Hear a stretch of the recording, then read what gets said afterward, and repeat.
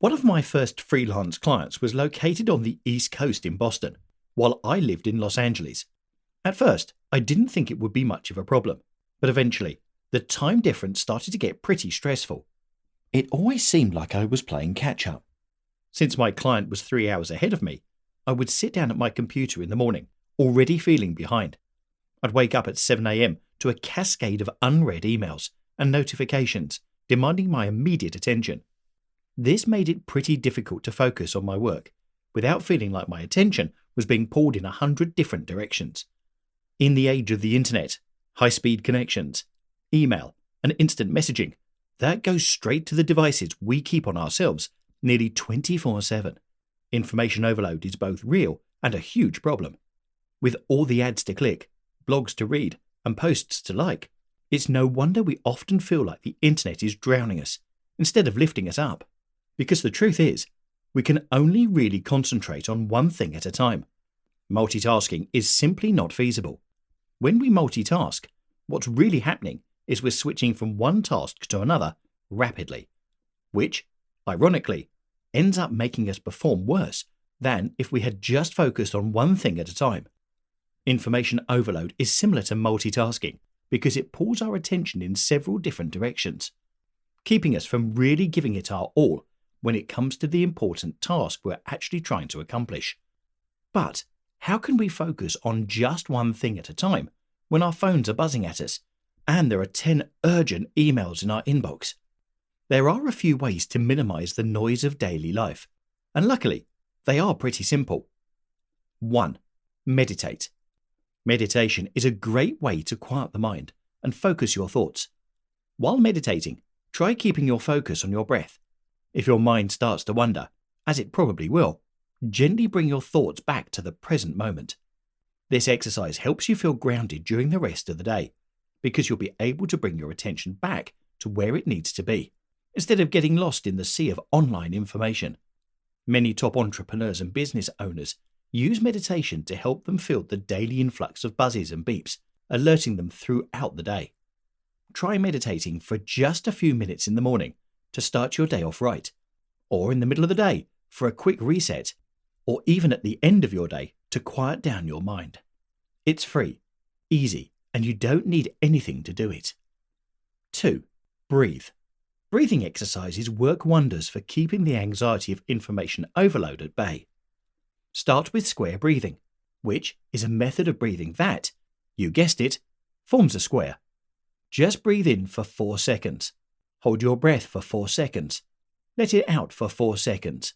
Hold for 4 seconds, and repeat.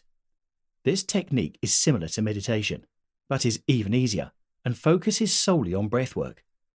As you take control of your breathing, your brain gets the signal that there's nothing to be anxious about anymore, and it will clear your mind. Take a few minutes out of your day to just breathe and let your mind reset. 3. Digital detox. A digital detox is exactly what it sounds like. A break from all things with screens. So much information overload comes from the internet, laptops, phones, TVs, iPads, etc. Take a digital detox to clear your mind and refocus on the things that really matter. You can take a break from technology for as long as you want, or just for one evening, or maybe just for 1 hour during the day. Whatever amount of time works for you, take it. If you need to keep working, try moving to pen and paper instead so you can stop staring at a screen. Simply taking a break can make you feel much more at peace when you finally go back to using tech. 4. Digital declutter. If you can't take a full break from technology, you can also try decluttering your digital devices. Clutter makes us easily distracted because there's more than one thing to focus on, and your devices can be cluttered too. On your computer, get rid of unnecessary files or any other visual distractions, like distracting wallpapers or push notifications. When working, try to only have one tab open on your screen at a time. For your phone, you can remove or silence apps that continually demand your attention throughout the day. When you keep your space clear, even your digital space, your mind will be clear too. 5. Organize your inbox. The email inbox can be a frightening place. And the more you don't look at it, the more it piles up, making it even worse. But you can make your inbox a place that works for you instead of against you. Start by doing some digital decluttering and marking all your old emails as read. Then go through and unsubscribe from any unnecessary email lists. Next, organize your emails into a system that makes sense to you, whether that's putting all the unread emails at the top, organizing them into folders, or something else.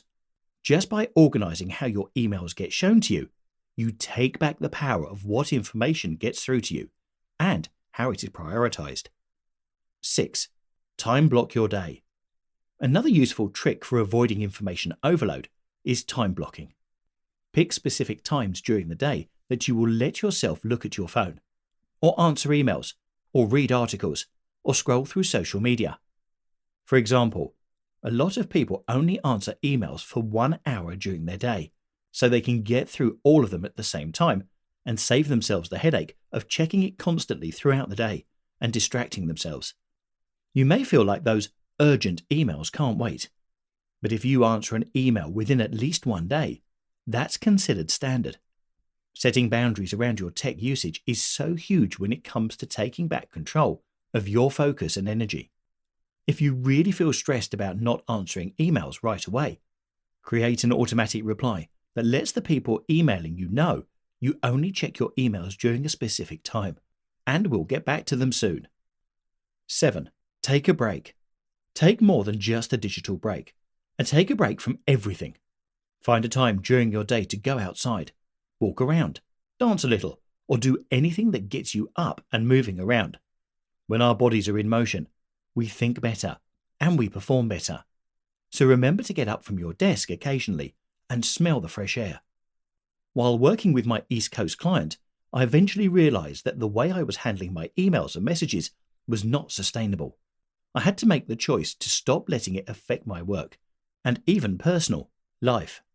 So I set up serious boundaries. I stopped checking my emails from 5 p.m. to 8 a.m. and I stuck to that. When the end of the day came, I turned off my computer and I didn't check it again until the next day. And you know what? Nothing bad happened. They respected my off time, and there were never any emergencies that I missed helping with, despite my worries that there would be. At the end of the day, we have the power to decide what digital information we consume and how much. Although it may feel like you're only productive when you're always reading the next email, message, post, or what have you, the truth is that if you're always intaking new information, you're never actually processing or implementing that information. So give yourself moments of peace throughout your day to let your brain catch up. Step away from the digital world, gain some clarity, breathe, then come back when you know you won't be overwhelmed anymore. The internet should work for us, not against us. And as long as we start being conscientious about how we use it, we won't end up drowning, but swimming. This video is sponsored by Skillshare. If you're interested in finding out about other evidence-based techniques related to improving your productivity to reduce feeling overloaded, you might want to check out some of the classes on how to be more productive over on Skillshare. One that's benefited me personally has been Productivity for Creatives, Build a System that Brings Out Your Best by Thomas Frank, which goes in depth on the relationship between productivity and creativity. And even if you're interested in something besides being productive, Skillshare's library probably has something for you. I've watched classes on topics like illustration, creative writing, dealing with uncertainty, and animation. Skillshare is specifically put together for lifelong learners like us. There are no ads, and new premium classes are added constantly. And what's more, the first 1,000 of my subscribers to click the link in the description will get a free trial of Skillshare Premium membership so you can explore your creativity. A big thank you to Skillshare for sponsoring this video and helping to support this channel.